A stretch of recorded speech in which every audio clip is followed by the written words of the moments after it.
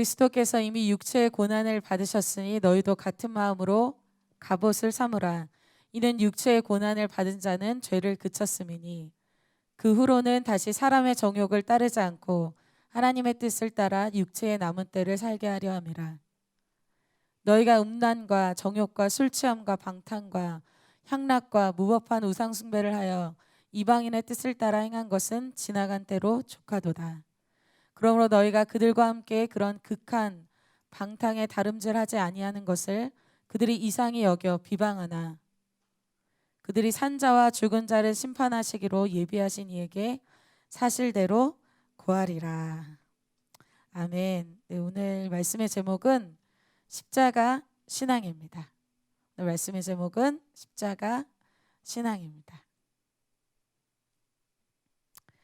네, 신앙의 기준은 다 다르죠. 그래서 내가 볼 때는 내 신앙이 조금 좀 안 좋아 보이는데 옆에 지체를 보니까 괜찮은 것 같고 또 어쩔 때는 정말 이대로는 안 되겠는데 이렇게 생각이 들다가도 또 더 못하는 지체를 보면 힘이 나고 여러 가지 어떤 기준 속에서 내 옆에 지체, 나의 부모님, 또 다른 신앙을 하는 친구들 어떤 기준들이 계속 바뀌기 때문에 나의 신앙이 진짜 지금 잘하고 있는지 아니면 잘못하고 있는지 방향을 모를 때가 정말 많이 있습니다. 내 신앙이 무엇을 위해서 달려가고 있는지도 모르겠고 그리고 지금 잘하고 있는지도 모르겠고 그 기준을 다 다르게 갖고 있다는 것이죠. 그래서 우리의 기준은 성경 말씀이자 예수 그리스도여야 합니다. 그래서 오늘 그 기준을 우리가 보고자 하는데요. 우리 기독교의 핵심 코어는 바로 예수님이자 그 예수님의 십자가라고 말할 수 있습니다. 그러면 여기서 한번 생각해 봐야겠죠. 내가 리얼 크리스천이다. 정말 내가 기독교인이다. 라고 할 때 우리가 체크리스트를 딱 두 가지만 오늘 좀 보려고 합니다. 첫째, 여러분 너무 퀴즈 많이 하고 시험 기간인데 미안해요. 제가 정답 말할 거니까 상관없어요. 첫째, 나는 신앙을 하면서 나의 죄를 용서하신 그 십자가 예수 그리스도를 만난 적이 있다. 이것이 첫 번째 체크리스트. 그리고 두 번째, 나는 그런 십자가의 예수 그리스도를 만났고 그리고 나는 지금 나의 십자가를 지고 있다. 여기서 좀 우울해지는 이 두 가지를 체크해 봐야 합니다. 오늘 이야기는 베드로전서의 이 말씀은 5절밖에 안 되지만 이 5절밖에 안 되는 이 짧은 구절에 우리의 신앙의 핵심 요소들이 정확하게 들어 있습니다.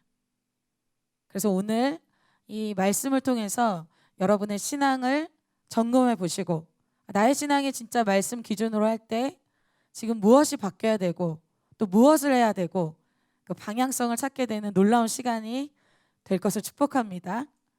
오늘 이 베드로전서는 베드로가 믿는 사람들에게 편지한 내용이 바로 이 베드로전서입니다. 베드로가 있었던 곳이 로마였고요. 그 로마의 분위기가 지금의 시대처럼 참 음란하고 쾌락적이고 굉장히 세상적인 그러한 분위기에서 믿음의 사람들에게 이 베드로가 서신을 보낸 내용이 오늘 내용이죠. 소아시아에 흩어져 있는 크리스천들에게 너희가 어떻게 살아야 된다 이러한 메시지를 기준을 준 내용이 바로 베드로전서 이 편지 내용입니다. 베드로전서의 핵심은 십자가이자 고난이고 그리고 오늘 본문 첫 번째에 그 십자가의 고난을 먼저 받으신 분이 바로 예수님이라고 말씀하고 있습니다. 첫 번째로 예수님의 십자가에 대해서 보도록 하겠습니다. 베드로는 먼저 예수님의 육체의 고난을 1절에서 얘기하고 있어요. 베드로전서 우리가 읽은 4장 1절 초반부에 이렇게 얘기하고 있습니다. 그리스도께서 이미 육체의 고난을 받으셨으니 이렇게 말합니다. 이 육체의 고난은 곧 십자가에서 받으신 그 고난을 이야기합니다.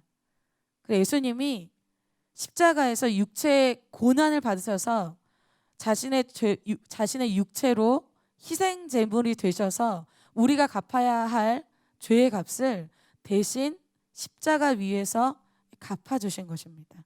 오늘 그 육체의 고난은 바로 십자가 죄사함을 위한 값지불이라는 것입니다. 그것을 히브리서 9장에 이렇게 얘기하고 있어요. 9장 26절에 이제 자기를 단번에 제물로 드려 죄를 없이 하시려고 세상 끝에 나타나셨느니라. 그래서 예수님의 육체의 고난의 이 핵심은 죄를 용서해 주시는 데 있습니다. 죄인들의 죄에 대한 값을 대신 치러 주신 것이 바로 이 십자가라는 것이죠.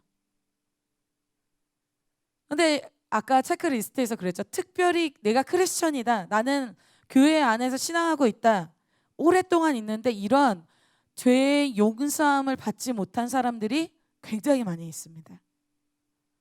이번 주 주일 말씀처럼 가룟 유다처럼 예수님 옆에 있는 아주 최상의 장소, 말씀이 선포되어지는 곳에 몇 년 동안 있으면서도 세리와 창기들은 죄를 용서함 받고 새 인생을 사는데 그곳에 있으면서도 자신은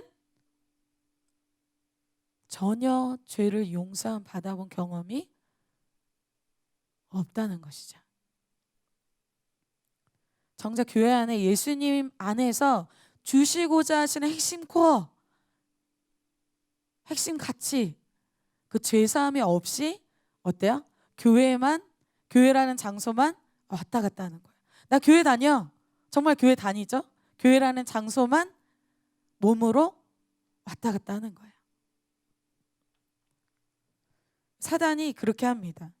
죄 문제가 교회는 다니되 해결은 받지 못하도록 합니다. 그런데도 중요한 것은 문제의식이 없다는 것이 문제예요. 성경에서 문제의식을 가졌던 한 사람이 있어요. 자기 친구들은 그거에 문제의식이 없는데 자기 바리새파 친구들은 자기 모태신앙 같이 신앙하면서 하는 친구들은 문제의식이 없는데 혼자 문제의식 가진 사람이 있었어요. 니고데모죠. 니고데모의 인생을 바꾼 그 예수 그리스도를 만난 그 밤이 바로 니고데모의 인생을 완전히 바꾼 그 밤이었습니다. 예수님이 그때 니고데모에게 네가 거듭나야 돼. 다시 태어나야 돼. 그 얘기를 했어요. 즉 죄를 용서함 받아서 새롭게 태어나야 된다. 이 얘기를 하신 거예요. 예수님의 죄사함을 경험해야 진짜 신앙이 시작됩니다. 여러분 아멘? 반대로 이런 말씀이 선포되어질 때 니고데모 너 간사님 맨날 니고데모 간사님 맨날 한나 맨날 천국 지옥. 여러분 아는 것이 여러분의 신앙이 아니라는 거예요. 또 저 말씀이네. 또 저 얘기네. 아는데 나는 그 말씀에 해당되지 않는 사람이라는 거예요. 그것을 심각하게 생각하지 않습니다. 이렇게 말씀을 반응하니까 변화가 없어요. 말씀 들을 때 아네? 저 본문 아는 본문이네. 그러니까 변화가 없어요. 그 결과가 뭐예요? 죄의 문제가 해결이 안 된다는 거예요. 말씀도 듣지 못하고 죄도 터치함 받지 못하니까 나중에 어떻게 될까요? 죄는 관역에서 벗어났다는 뜻이 있어요. 하나님이 나에게 두신 나의 삶에 대한 계획, 비전, 나의 삶을 통해서 이루고자 하는 모든 것들이 스탑됩니다. 성경에서 그러한 사람들이 나오죠. 사마리아 여인은 6명의 남친을 두고도 자기 인생에 만족이 없었어요. 삭개오는 돈을 많이 벌면 자기 인생이 정말 행복할 거라고 생각했어요. 내가 대박 나면, 내가 돈이 많이 모이면 그것을 펑펑 쓰면 난 너무 행복할 거야. 어떻게 하고 있는 거예요? 자기의 인생에 두신 하나님의 비전과 계획은 전혀 성취가 되지 않는 낭비하는 시간을 보내고 있어요. 여러분 죄를 지은 상태에서는 관역에 벗어났기 때문에, 하나님이 나에게 두신 인생 플랜에서 벗어났기 때문에 노는 것은 잠시 정말 우울해져요. 교회가 내 인생을 변화시켜주는 것이 아니라 예수 그리스도가 내 인생을 변화시켜줘요. 예수님의 십자가로 나의 죄를 용서함 받아야지만 내 인생이 새롭게 돼요. 죄의 문제가 해결되면 변화가 됩니다. 그래서 사단이 제일 싫어하는 게 이런 십자가 설교예요. 죄사함 이야기예요. 말씀 시작하기 전부터 막 마음이 다쳐, 막 졸려, 막 피곤해. 왜? 십자가 말씀이 선포되어질 때 사단이 이것을 너무 싫어해요. 사단이 그렇게 하죠. 예배 드려, 기도해, 헌금해, 헌신해, 다 해. 근데 죄에 대해서 터치하지 마. 그럼 죄에 대한 설교하면은 듣기 싫죠. 왜 그래요?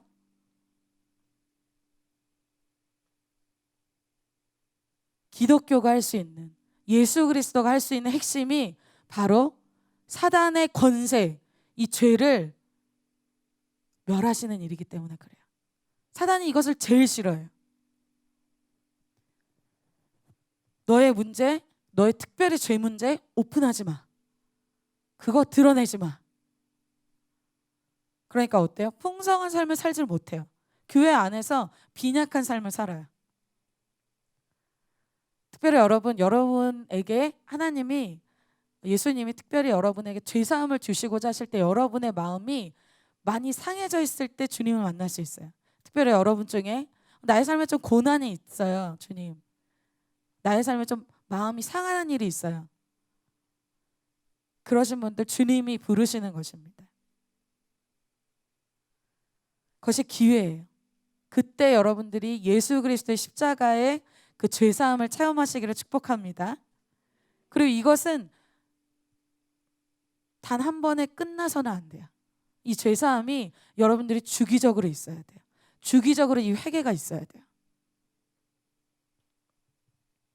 오늘 베드로는 이 서신에 처음에 예수님의 육체의 고난에 대해서 먼저 이야기하고 있어요. 바로 나의 죄를 위한 십자가를 먼저 이야기합니다. 왜? 이것을 만나야 신앙이 시작되기 때문이에요. 여러분 그렇게 생각하잖아요. 교회 가면 맨날 뭐 하지 말래, 뭐 끊으래. 여러분 그 말로 그냥 끊고 그냥 살 수 없어요. 저는 예수 그리스도를 만나고 죄사함을 체험하고 내가 싫어서 제가 싫어서 끊어졌어요. 예수 그리스도를 만나서 너무 행복한 삶이 있는데 죄 보이지도 않아요. 재밌지도 않아요. 그거 돈 주고 저한테 하라 그래도 안 하게 돼요. 예수 그리스도를 만나서 이 땅에서 경험해 보지 못한 기쁨을 맛봤어요. 새로운 신앙, 십자가 아는 신앙 시작하시길 축복합니다. 그리고 십자가를 만난 사람은 새로운 정체성으로 살아가게 됩니다. 로마서의 우리의 이 신분에 대해서 이렇게 얘기하고 있어요. 로마서 8장 17절 다 같이 한번 읽어볼까요? 시작.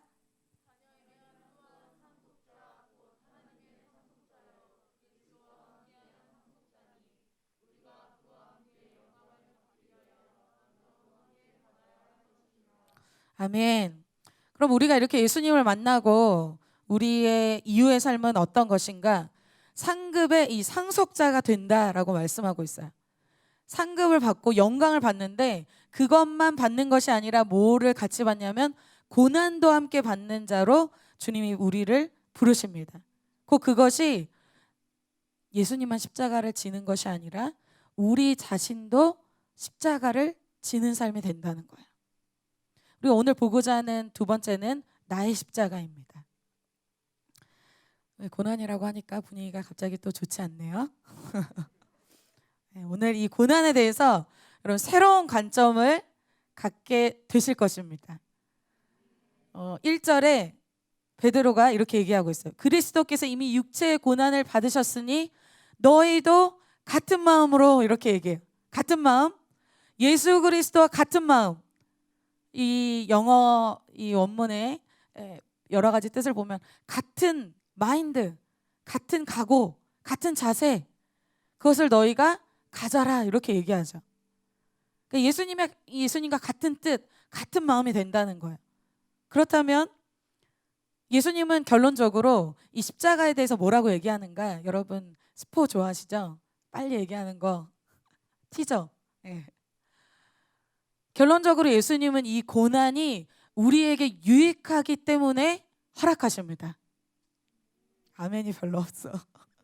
그럼 안 믿겨지죠? 네, 설명해 드릴 거예요 오늘. 역시 우리 JCM 정직의 영이 흐르고 있습니다. 절대 이렇게 아멘 그냥 그러지 않네요. 우리의 십자가에 대한 이 고난에 대한 이 패러다임이 바뀌어야 돼요. 주님이 보실 때 이 고난이 예수 그리스도께서 보실 때 이 고난이 어떤 의미가 있는지 같은 마음, 같은 눈으로 바라봐야 된다는 거예요. 여러분 세상에서도 탑 클래스에 있는 사람들은 관점이 다르죠.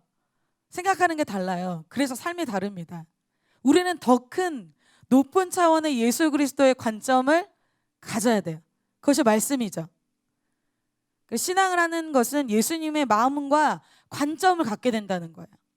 특별한 인생, 특별한 이 삶을 사는 사람은 특별한 관점이 있습니다. 주님의 관점을 오늘 보고자 해요. 첫 번째로 주님의 이 나의 십자가에 대한 이 관점, 이것은 무엇인가? 이것이 갑옷이 된다라고 얘기하고 있어요. 여러분 갑옷이 무엇인지 아시죠?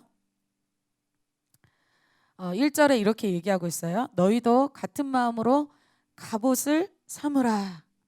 이 고난이 갑옷이 된다고 얘기하고 있어요. 갑옷이 무엇인가? 전쟁에서 나를 보호해주는 그 옷이 갑옷이죠. 전쟁에 나가서 갑옷 입은 사람과 갑옷 입지 않은 사람은 굉장한 차이가 있어요. 평소에는 차이가 안 나요. 전쟁이 딱 시작함과 동시에 아주 극명하게 차이가 납니다. 화살이 막 쏟아져요. 갑옷 입은 사람은 갑옷 입지 않은 사람부터, 갑옷 입지 않은 사람은 바로 즉사하죠. 뭐 싸워보지도 못하고 바로 쓰러져서 피를 흘리고 죽어가고 있죠. 갑옷을 입은 사람은 화살을 뚫고 적진으로 가서 싸우고 깃발을 꽂고 오는 사람입니다. 평소에는 그것이 차이가 안 난다라는 거예요. 전쟁 시에 그것이 차이가 나요. 근데 무엇이 갑옷이 된다? 고난이 갑옷이 된다는 거예요. 여러분 삶의 고난을 많이 받아온 사람은 똑같은 20살, 여기 put your hands up, 20살, 25, 20 그만할게요. 똑같은 20살이어도 똑같은 25이어도 똑같은 나이여도 여러분 고난을 많이 당한 사람과 당해보지 않은 사람은 엄청난 갭이 있습니다. 여러분 그런 사람 본 적 있죠? 고생 안 하고 집에서 아주 곱게 온실 속에서 아주 흠없이 아주 아름답게 영롱하게 온상 속의 화초로 지낸 사람 있어요. 네, 편하고 좋겠죠. 그렇지만 유익하진 않습니다. 반대로 여러분 고난을 많이 받아본 사람은 20살이어도 얘기의 깊이가 달라요. 성숙도가 달라요. 왜? 그 사람은 이미 고난의 한계치를 뚫어버린 사람이기 때문에 조금만 고난에 어때요? 그럴 수 있지. 그게 그렇게 힘든가?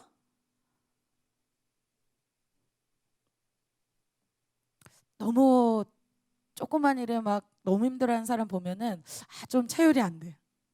왜? 고난의 한계치를 깨뜨려 봤어요. 물론 여기서 주님이 말씀하시는 고난은 여러분 착각하시면 안 됩니다. 내가 너무 게으르고 내가 너무 펑크를 잘 내서 학점을 잘 못 받았다. 오늘은 고난 받았다. 그럼 그거 고난 아니에요.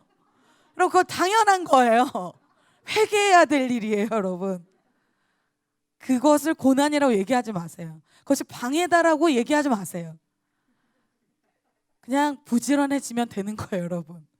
여기서 말하는 고난은 그런 고난이 누가 아멘 했어요? 중요하지 않은 얘기에 꼭 아멘을 해요. 여러분 지금 졸리신 거 아니시죠? 여기서 말하는 고난은 주님을 위해 받는 고난이에요.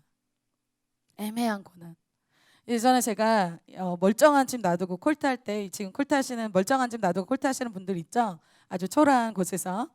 저도 콜트할 때 한 학생이 그 콜트에 놀러 왔어요. 근데 거의 원룸이었거든요. 원룸 그때는 좁은 데서 셋이 살았어요. 원룸에서. 진짜 좁았어요. 그래서 그때 예전에 얘기했던 그 집은 수원집이고 제가 얘기하는 데는 서울건대 쪽에서 제가 살 때예요. 되게 오래전에. 네, 거기서 살 때 한 학생이 놀러 왔어요. 학사님, 저는 그때 학사님이었으니까 학사님, 그래서 여기야 들어와 그랬는데 표정이 점점 굳어.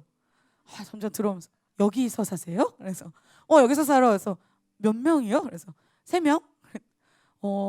되게 불안 초조해하면서 혹시 저한테 여기서 살라고 말씀하실 거 아니시죠? 그랬어요. 친구가 너무 긴장하면서 자기 훈련 받을 때 혹시 이런 데서 살려고 하실 거 아니시죠? 속으로 맞는데. 여러분 왜 굳이 그렇게 해요? 왜 집이 편한데 왜 나와서 그렇게 살고? 여러분 세상에서도 그런 말이 있잖아요. 젊어서 고생은 네, 처음 듣는 것처럼 여러분 제가 영어로 얘기한 것처럼 사서도 해요. 그쵸? 왜? 가치가 있기 때문에 그래요.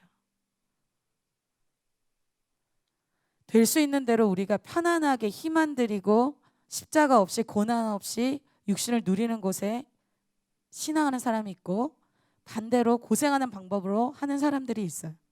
왜 굳이 그렇게 하는가? 바보라서 그렇게 하는 게 아니에요. 바보라서 고난받는 거 아니에요. 열매가 다르기 때문에 그렇게 하는 거예요. 지난주 우리 방역수칙 지키면서 4인씩 청계산 기도를 학사님들과 우리 학생 리더 몇 분하고 갔어요. 가서 기도했어요.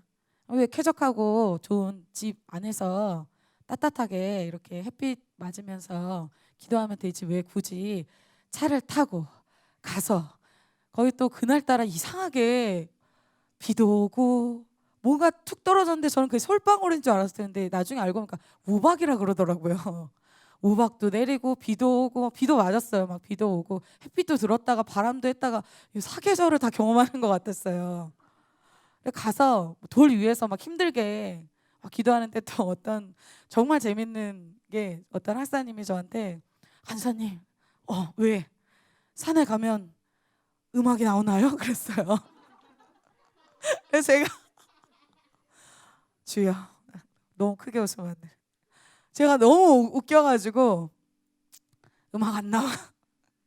내추럴 사운드가 있어요, 여러분. 거기 가면은 새소리도 많이 나고 또 누군가 찬송가를 불러줘요. 기도하면서 이렇게 찬송가 부르는 친구들 있거든요. 예, 어머님들도 있고 여러분처럼 여러분 나이 또래도 왔더라고요.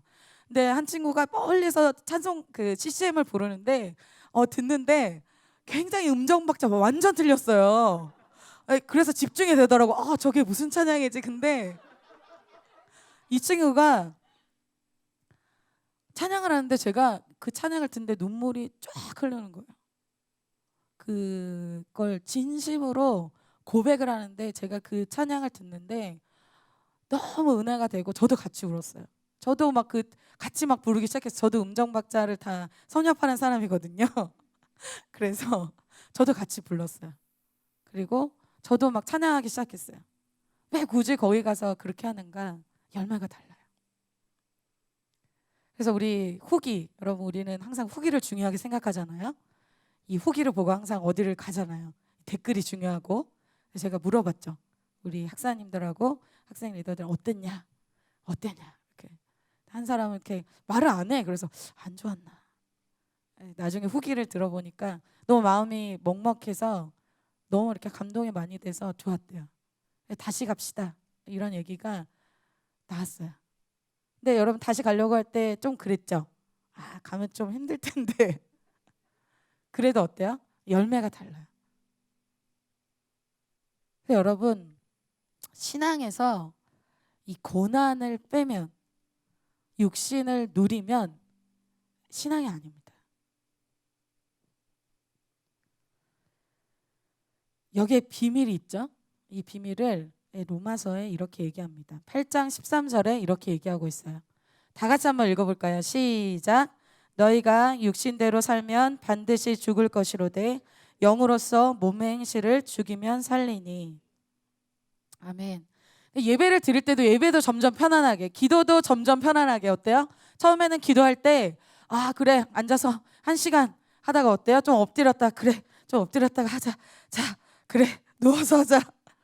여러분 점점 편하게 점점 나의 육신을 누리면서 하면 어떻게 돼요? 성경 말씀대로 하면 반드시 너희가 죽을 것이다. 어떤 것이 죽어요? 영이 죽죠. 여러분 훈련은 그냥 고난, 그냥 육을 죽이는 게 훈련이 아니에요. 훈련을 정확하게 아셔야 돼요. 육을 죽이는 이유는 우리가 막 주여 막 부르짖고 막 손들고 막 기도하는 이유 왜 그래요? 영을 살리기 위해서 우리가 훈련받는 거예요. 그래서 주님은 주님의 이 사람들을 절대로 이런 온산 속의 화초로 주님이 키우지 않으세요. 그래서 조금만 얘기하면은 쨍그랑 깨지는 막 이 유리 멘탈, 조금만 얘기하면 쿠쿠다스처럼 바사삭 막 이런 그냥 막 다 부서지는 그런 멘탈로 있게 안 하시고 어떻게 한다? 요셉은 집을 나오게 하시고 모세는 왕궁을 나오게 하시고 다윗은 광야로 막 내모시는 거예요. 여러분 생각해 보세요. 요셉이 자기 아버지 막 엄청난 사랑 편애를 받으면서 채색옷 입고 거기서 무슨 놀라운 사람이 되겠어요. 모세가 왕궁에서 떵떵거리면서 사람들 막 시키면서 종들 시키면서 그곳에서 무슨 사람이 되겠어요? 주님이 다윗도 억울한 장소, 핍박받는 장소, 좀 손해보는 장소, 그런 장소로 광야로 이끄시자. 이건 막 피곤해요. 이건 힘들어요. 이거는 너무 막 하기 싫어요. 여러분 그런 상태에서 뭘 하겠어요? 주님은 하나님의 사람을 훈련하실 때 영적인 거장을 만들기 위해서 어항에 놔두시지 않으십니다. 물고기를 그냥 어항 속에 조그만 곳에서 이런 금붕어로 키우시지 않는다는 거예요. 정말 영적 거장으로 키울 사람들은 바다로 보내십니다. 바다를 가르고 상어처럼 큰 물고기를 키우는 거예요. 다윗이 여러분 언제 죄를 지었어요? 죄의 활동 근거지가 바로 육체죠. 다윗은 오히려 광야 속에 있을 때는 치열하게 살 때 너무 막 피곤하고 너무 힘들고 너무 억울하고 너무 손해보는 것 같고 그럴 때는 오히려 다윗이 살아있었어요. 그런데 다윗이 언제 죄를 지었습니까? 육신이 편해지기 시작할 때 이제 누려도 되겠구나. 이제는 집에서 편안하게 이제는 십자가도 없이 다 내려놓고 거침없이 죄를 짓습니다. 죄가 언제 활개를 쳐요? 육이 편안해질 때 죄가 들어옵니다. 육체를 따라서 죄가 들어와요. 그럼 신앙의 위대한 사도인 이런 사도 바울도 나는 날마다 죽노라 이렇게 고백했어요. 사도 바울이라 할지라도 끝까지 신앙을 롱런하기 위해서 어떻게 해야 돼요? 날마다 나를 죽이는 훈련이 필요하대요. 여러분 우리는 얼마나 그렇겠어요? 육신을 누리고 말씀과 기도의 삶을 느슨하게 하고 또 광야의 시간을 끝내고 뭔가 새로운 것을 지금 그러면서도 원한다? 여러분 절대 되지 않습니다. 육신을 살리는 삶을 살면서 주님을 느끼고 싶다? 여러분 잘못 생각하고 있는 거예요. 즉 이건 뭐예요? 고난을 피해 다니는 신앙은 신앙이 아니라는 거예요. 주님을 만날 수 없다는 거예요. 그래서 매주 주님이 우리에게 안전장치를 줍니다. 주님 만날 수 있는 기회를 줘요. 무엇으로? 말씀으로 줘요. 여러분 말씀 들으면 부담되잖아요. 해야 될 것이 생기잖아요. 근데 그게 어때요? 자기를 부인하고 자기 십자가를 지지 않고는 그것을 할 수가 없어요. 난 하기 싫거든요. 내 옛 자아가 그것을 거부하거든요. 그런데 어때요? 그것을 나를 부인하고 나의 십자가를 지고 그 한 말씀을 지키기 위해서 내가 살아내려고 하면 어때요? 나의 그동안의 육신의 찌꺼기들이 다 정화돼요.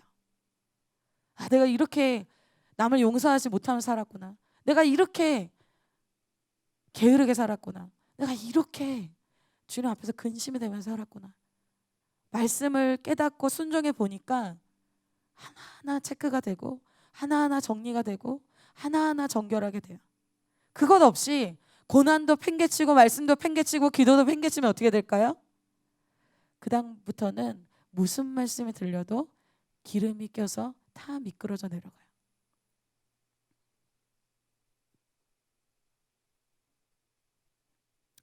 예수님도 예수님의 마지막 생에 정말 이 몇 날이 남지 않았을 그때 예수님의 마지막 가장 중요한 타이밍에 예수님은 땀방울이 핏방울이 되도록 3번이나 기도하시는 육체의 고난을 받으셨어요.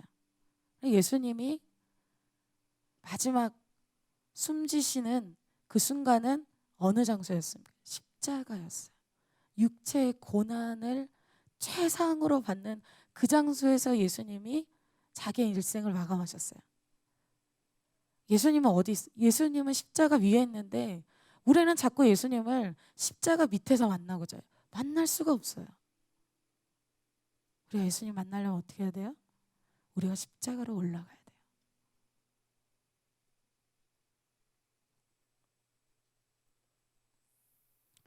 우리가 말씀대로 순종하고 훈련을 받고 고난을 통해서 우리의 마음이 상할 때 어떻게 됩니까? 말씀이 꿀송이 같아요. 다 내 얘기 같아요. 찬송가가 다 나의 고백 같아요. 왜 찬양의 은혜가 안 되고 왜 말씀이 들리지 않아요? 고난이 없으니까요. 1절에 이렇게 얘기합니다. 그리스도께서 이미 육체의 고난을 받으셨으니 너희도 같은 마음으로 갑옷을 삼으라. 이는 육체의 고난을 받은 자는 죄를 그쳤음이니. 여러분, 고난은 피곤하고 힘이 듭니다. 그리고 어렵죠. 그러나 육체의 고난을 받는 자는 어떻게 됩니까? 죄가 그쳐지는 큰 열매를 받게 됩니다. 갑질이 큰 만큼 얻는 것도 큰 것이죠. 반대로 육체의 고난을 싫어하면 죄가 끊어지지 않습니다. 여러분, 우리가 종교인 얘기를 많이 하는데 종교인이 도대체 뭡니까? 종교와 진짜 신앙은 무엇이 다른 걸까요? 예수님이 종교인에 대해서 이렇게 얘기했죠. 마태복음 23장 3절에 이렇게 얘기했습니다. 그러므로 무엇이든지 그들이 말하는 바는 행하고 지키되 그들이 하는 행위는 본받지 말라. 그들은 말만 하고 행하지 아니하며. 말만 한다는 거예요. 아, 기도 제목 항상 기도 제목 냅니다. 매주 기도 제목 냅니다. 목요 예배 드리고 기도 제목 내고 주일 예배 드리고 기도 제목 내고 1대1 할 때 기도 제목 내고. 그렇게 안 살 거잖아요, 여러분. 근데 기도 제목은 낸다는 거예요. 여러분, 그런 종교를 한번 끝내고 한번 내 육신을 쳐서 복종시켜서 한 말씀에 내 인생을 한번 던져봐야 된다는 거예요. 그런 지루한 종교에서 한 번은 내가 과감하게 고난을 직면하고 말씀과 기도로 내 인생을 한번 걸어봐야 된다는 거예요. 여러분, 정면 돌파해야 됩니다. 고난을 이리저리 피하는 삶을 끝내야 돼요. 이러한 고난을 통해서 죄가 끊겨야 다음 단계로 갈 수 있어요. 죄가 있는 상태에서는 우리가 하나님 뜻대로 살 수가 없어요. 여러분, 그게 무슨 말인지 이해하시죠? 여러분, 죄가 해결되지 않은 상태에서는 하나님의 뜻을 아무것도 할 수 없다는 거예요. 즉, 갑옷을 입지 않은 상태에서 어떻게 전쟁에 나가겠어요? 이 십자가 고난을 받은 사람만 하나님의 뜻대로 살 수 있습니다. 다음 단계가 하나님의 뜻대로 사는 거예요. 이 십자가는 우리를 하나님의 뜻대로 살게 하는 것입니다. 즉, 우리의 인생은 죄를 끊는 것이 목표가 아니에요. 못 끊으세요. 뭐 하지 마세요. 그게 끝이 아니에요. 왜 그것을 하느냐? 하나님의 뜻, 하나님의 비전, 하나님이 나의 삶에 두신 그 계획대로 살기 위해서 그렇게 하는 거예요. 2절에 그렇게 얘기하고 있죠. 그 후로는 다시 사람의 정욕을 따르지 않고 하나님의 뜻을 따라 육체의 남은 때를 살게 하려 함이라. 이제 주님을 만난 사람은 이제 하나님의 뜻을 따라 남은 삶을 살아가게 한다라고 얘기하고 있어요. 이제 세상 사람들과 다른 삶을 살게 된다는 거죠. 노아는 사명을 받고요, 배를 만드는, 방주는 만드는 일을 하게 됩니다. 다른 사람들은 자기가 하고 싶은 거, 자기가 먹고 싶은 거, 자기가 놀고 싶은 거 다 그렇게 하고 있어요. 노아만 방주를 만들고 있어요. 근데 여러분, 노아가 그때 그럼 노아가 막 후회하면서 주님 괜히 만났다 이렇게 했을까요? 노아가 손해보는 것 같으세요? 여러분, 노아의 배는 자기가 탈 배예요. 여러분이 헌신하고 여러분이 주님 앞에 하는 것, 이 신앙, 이 모든 것 여러분을 위한 것입니다.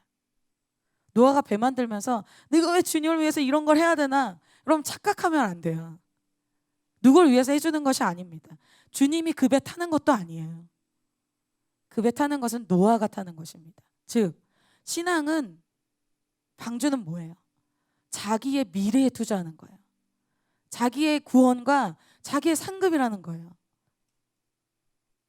여러분, 주식에 투자하지 마시고 주님의 나라에 투자하세요. 요즘 주식 얘기를 여러분들 너무 많이 해요. 주식 투자하지 마시고 주님 나라에 투자하시길 축복합니다. 우리 인생은 두 가지 중에 하나에 투자하게 돼 있어요. 세상 아니면 하나님입니다. 둘 중에 하나예요. 중간은 없어요.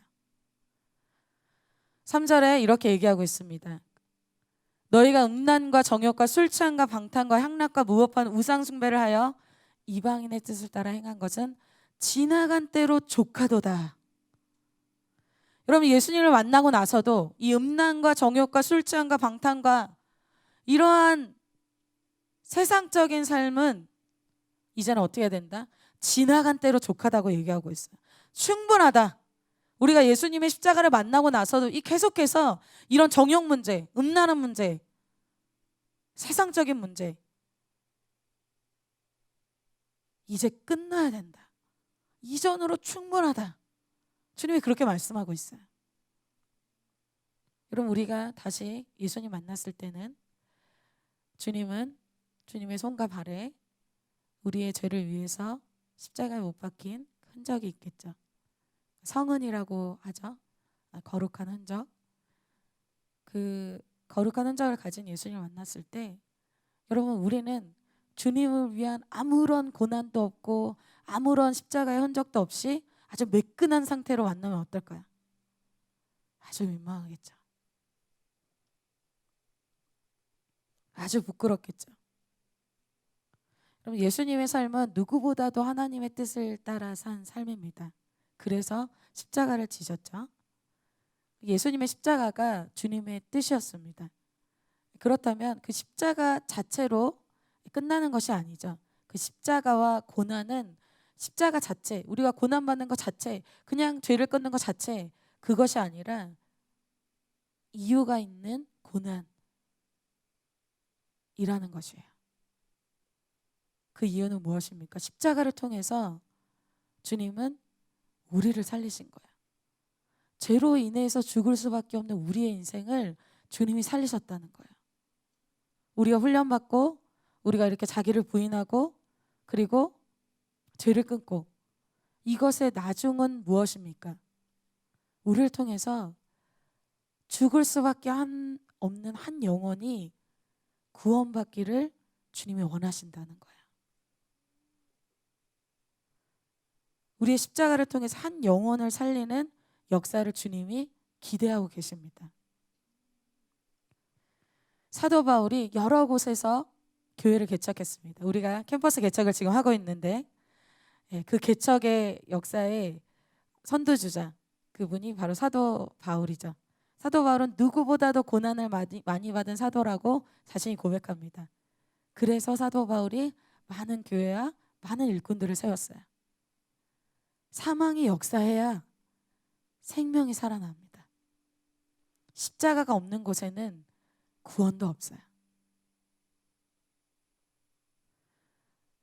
요한복음 12장 24절에 이렇게 얘기하고 있죠. 내가 진실로 진실로 너에게 이르노니 한 알의 밀이 땅에 떨어져 죽지 아니하면 한 알 그대로 있고 죽으면 많은 열매를 맺느니라. 혼자 이 캠퍼스 생활 20대 고고하게 나 혼자 스펙 싸우면서 아주 젠틀하게 아무 희생 없이 아주 편안하게 여러분 지낼 수 있습니다. 그것이 바로 떨어져 죽지 아니하는 아주 매끈한 그런 미랄로 사는 삶이죠.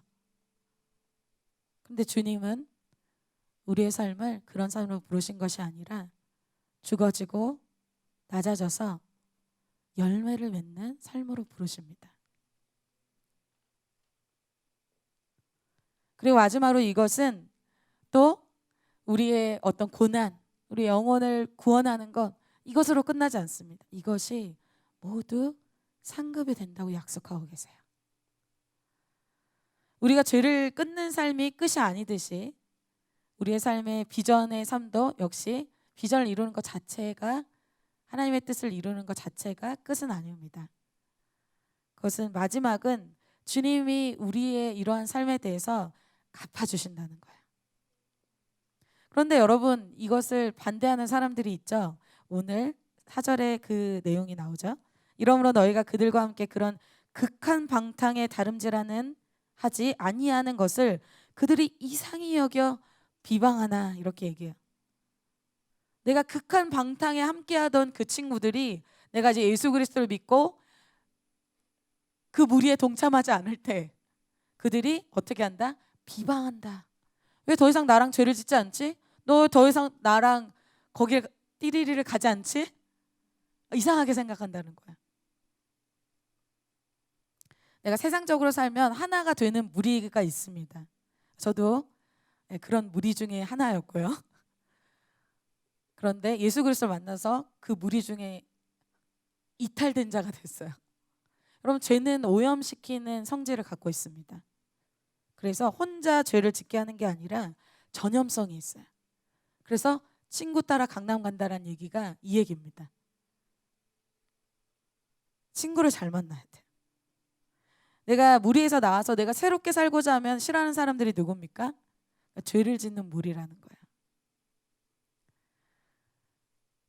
저는 예수님을 처음 만나고 저의 삶을 가장 많이 핍박한 사람이 가족보다 친구였어요. 그러니까 저는 사실 저의 1순위는 친구였거든요. 가족들은 저를 핍박해도 별로 그게 저에게 큰 데미지가 되지 않았어요. 핍박하나 보다 그랬는데, 저의 친구들은 저의 가족과 같았기 때문에 저의 베프가 저에게 하는 말은 거의 너무나 저에게 큰 영향이었거든요. 근데 제 친구가 철저한 무신론자였습니다. 그래서 제가 예수님을 만나고 그 친구한테 마음을 꽉 먹고 기도를 세게 하고 이제 갔어요. 복음을 전하러 혼자 갔어요. 그때 언니 말을 들었어야 됐는데 셀 언니가 같이 가야지 그랬는데 제가 할 수 있습니다. 그래서 열정으로 갔어요. 친구가 저를 완전 박살내버렸어요. 친구가 굉장히 강한 친구였거든요. 그래서 너 미친 것 같아. 너 예전에 너가 아니야. 그래서 제 마음을 완전히 막 호흡하는 얘기를 막 했어요. 제가 만신창이가 돼서 예수님을 막 전하고 거부당하고 너나 믿어 막 그러고 너 미쳤어 막 이러면서 그리고 내가 미쳤나? 그러면서 돌아와가지고 너무 막 상심해 있었어요. 이상해 여기고 이제 뭐 같이 뭐 어디도 안 가니까, 어둠의 그런 영역을 안 가니까 이 친구가 막 거부하는 거예요. 그때 저희 셀 언니한테 이제 얘기했죠. 막 제가 마음이 상해서 몸까지 아픈 거예요. 몸살이 났어요. 그래서 제가 너무 막 힘들다고 그랬더니 그 언니가 해준 말씀이 베드로전서 4장이었어요. 4장 12절 13절 14절. 사랑하는 자들아, 너희를 연단하려고 오는 불시험을 이상한 일 당하는 것 같이 이상히 여기지 말고 오히려 너희가 그리스도의 고난에 참여하는 것으로 즐거워하라. 이는 그의 영광을 나타내실 때에 너희로 즐거워하고 기뻐하게 하려 함이라. 너희가 그리스도의 이름으로 치욕을 당하면 복이 있는 자로다. 영광의 영 곧 하나님의 영이 너희 위에 계심이라. 저는 막 슬퍼서 얘기했어요. 위로해 주실 줄 알고. 나 위로가 필요해. 근데 핵 반전. 기뻐하라는 거예요. 즐거워하라는 거예요. 저보고. 언니 저 지금 마음 많이 지금 쿠쿠다스 다 유리 멘탈. 기뻐하고 즐거워하래요. 그리고 성령, 영광의 영이 너에게 아주 함께한다. 성령으로 충만한. 오히려 고난받고 핍박받고 그런 사람에게 어때요? 성령이 충만한 거예요. 우리를 오히려 이러한 핍박이 살아나게 합니다.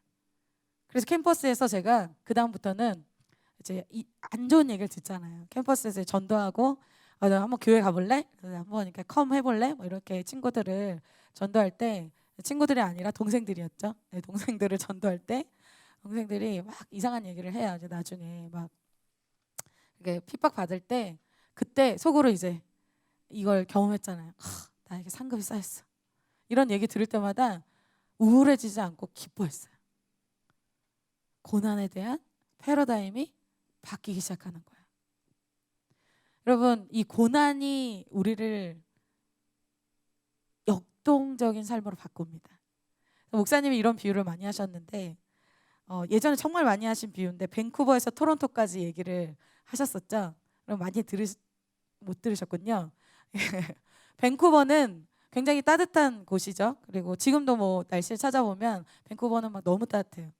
토론토는 영하. 그래서 이 밴쿠버 따뜻한 곳에서 열대어를 막 모아가지고 토론토까지 옮겨야 되는데 예전에는 뭐 비행기 이런 게 없으니까 기차로 옮기면 그 열대어들이 다 토론토에 딱 도착해서 딱 열어보면 다 죽어져 있는 거예요. 그래서 이 열대어 전문가가 얘기를 했대요. 열대어 전문가한테 물어봤대요. 이거 어떻게 하면 좋겠습니까? 그래서, 좋은 방법이 있습니다. 토론토 가기 전에 이 열대어 있는 곳에서 문어를 한 마리 넣으세요. 그랬대요.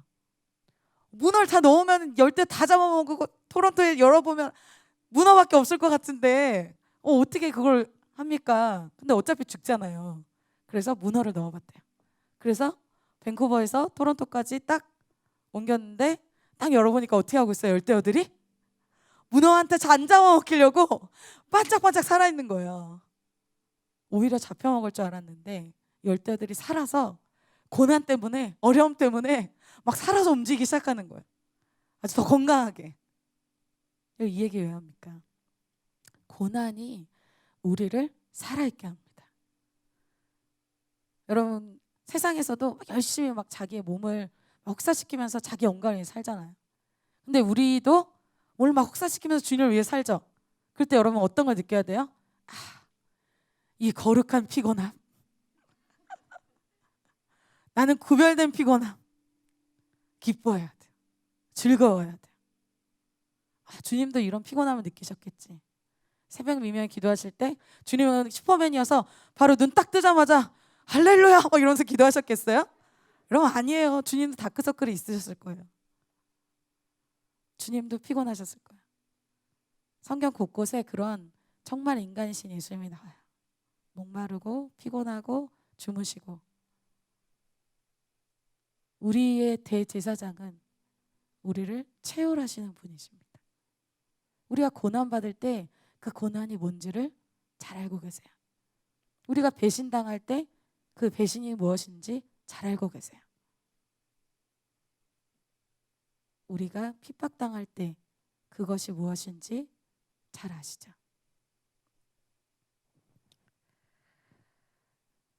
그리고 우리가 그렇게 살아야 되는, 고난을 받으며 살아야 되는 이유는 아까 제목대로 그것에 상당한 상급이 있기 때문입니다.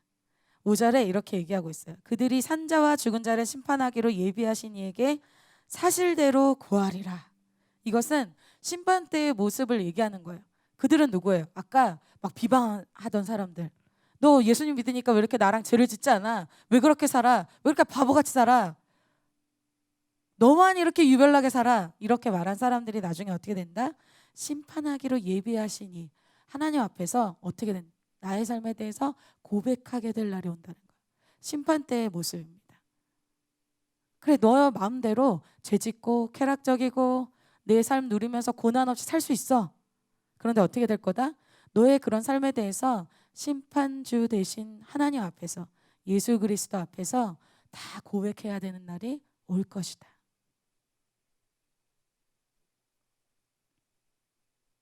여러분, 우리의 삶은 우리가 이 땅에서 산 대로 영원한 삶이 결정이 됩니다. 할머니 돼서 그런 분들 있죠. 내가 진짜 왜 20대에 내가 어렸을 때부터 내가 이렇게 신앙을 해가지고 할머니 돼서 할아버지 돼서 이렇게 신앙을 그때 아싸리 딱 해서 딱 예수님 믿고 천국 가야 됐어. 여러분, 그럼 어떻게 되는 거야? 빈털터리로 천국에 가는 거야. 우리의 고난, 우리의 십자가는 상급입니다. 그런 거 없이 바로 그냥 아주 구원만 딱 받고 천국에 갔을 때 아무 집도 없고 아무것도 없어요. 주님께 받을 상급, 위로 아무것도 없는 거죠. 내 삶에 남긴 만큼 하나님께서 하나님 나라에서 권세도 주시고 그대로 갚아주십니다. 부자와 나사로의 비유가 바로 이것이죠. 누가복음 16장 25절 마지막으로 보겠습니다. 아브라함이 이르되 예 너는 살았을 때 좋은 것을 받았고 나사로는 고난을 받았으니 이것을 기억하라. 이제 그는 여기서 위로를 받고 너는 괴로움을 받느니라. 이 땅에서 살았을 때 한 사람은, 부자는 이 땅에서 잠깐 정말 편안했을 거예요. 너무 좋았을 거예요. 그런 사람 좋죠. 그런데 중요한 건 뭐예요? 넥스트가 있다. 영원한 삶이 시작되는 그 타이밍에 너는 이제 괴로움이 시작될 거야. 왜? 너는 예수님을 믿지도 않았고 너는 너를 위해서만 살았고 주님을 위해서 손해보고 핍박받고 고난받은 거 아무것도 없이 살았지. 그런데 나사로는 거지로 살았지만 주님 믿는 것 때문에 손해보고 피해보고 고난받고 잠깐의 삶에 그런 어려움이 있었어요. 그런데 영원한 삶이 시작될 때 어떻게 된다? 너는 위로를 받게 될 거야. 넌 나의 상급을 받게 될 거야. 여러분 계산하셔야 됩니다.